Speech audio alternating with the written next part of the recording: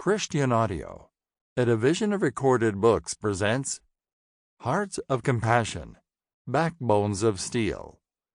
How to Discuss Controversial Topics with Love and Kindness by Michael L. Brown, Ph.D. Narrated by Frank Block. 1. They sound just like us. They sound just like us.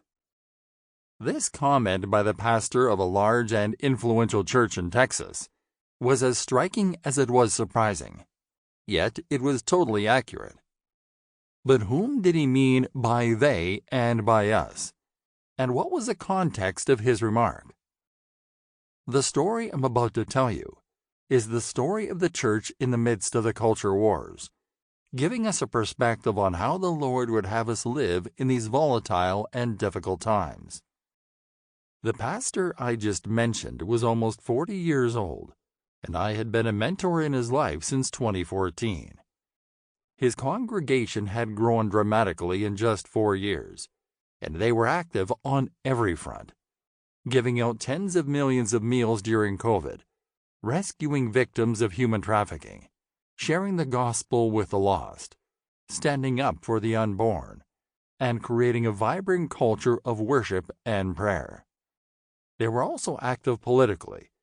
They called on elected officials to keep their commitments, stood with candidates who were committed to acting and voting rightly, and even raised up some of their own congregants to run for office. In 2023, one of those congregants was directly involved in the fight to pass Senate Bill 14 in Texas, a bill designed to protect gender-confused children from receiving life-altering, irreversible surgeries or hormone treatments, procedures that conservatives often refer to as chemical castration and gender mutilation. But before the bill passed, there was a drawn-out, very intense battle in the Senate, during which the pastor would post daily updates, sometimes calling me and asking for prayer. This, all of us believed and emphasized, was about the children. This was about saving lives. Emotions were running deep. After the bill passed, many were thrilled to hear the news. There was great rejoicing, with gratitude to the Lord for His help. This really was about preventing children and young teens from making tragic, life-altering decisions. It was a great win for both parents and kids. But that was not the end of the story. Shortly after the bill passed, this pastor called and said to me, "I went to the social media pages of those who were fighting against the bill, and they sounded just like us. They were saying the exact same things we had been saying. This is about the children. This is about saving lives." Our side, their side.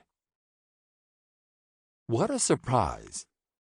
They, the political opponents who wanted to harm children and who had a godless agenda, sounded as if they actually cared about the children and really wanted to help them.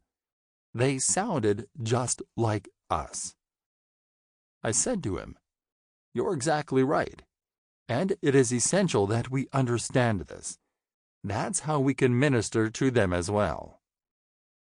This pastor had discovered something that many of us have missed in the intensity of the culture wars, something that can be unnerving and disturbing.